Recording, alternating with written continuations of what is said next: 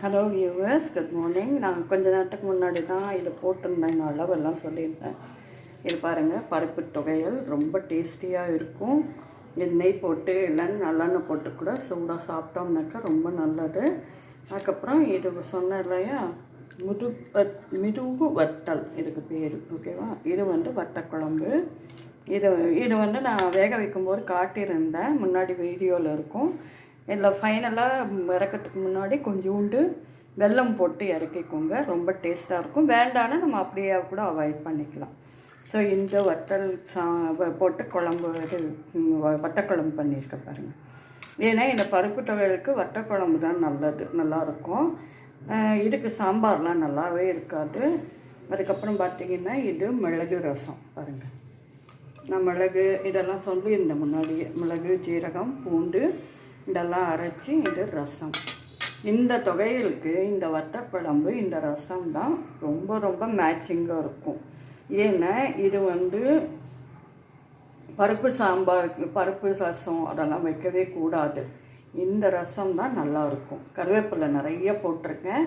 இன்னும் நிறைய இருந்தால் நம்ம அரைக்கும் போது அந்த மிளகு, ஜீரகம், பூண்டோட கொஞ்சம் கருவேப்பிலையும் போட்டு கூட அரைக்கலாம். நான் 2-3 கருவேப்பிலை தான் போட்டேன், மீறி இப்படியே போட்டிருக்கேன் பாருங்கள்.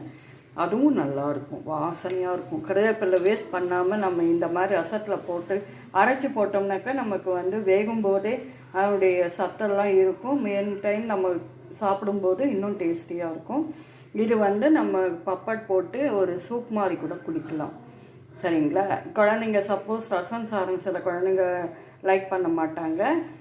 அப்போ நீங்கள் பப்படு விதமாக பப்பட்ஸ் எல்லாம் இருக்கு இல்லையா, அது பொரித்து பக்கத்தில் ஒரு கப்பில் கொடுத்து இந்த ரசம் கொடுத்தீங்கன்னாக்க குழந்தைங்க விரும்பி சாப்பிடுவாங்க. அவங்களுக்கு ஹெல்த்தியாகவும் நல்லாயிருக்கும்.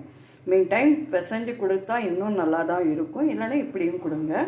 அதே மாதிரி இந்த பருப்பு துவையலும் ரொம்ப ரொம்ப டேஸ்டியாக இருக்கும். இது நெய் போட்டு கொடுத்து பாருங்கள் ஒரு தடவை, ரொம்ப நல்லாயிருக்கும்.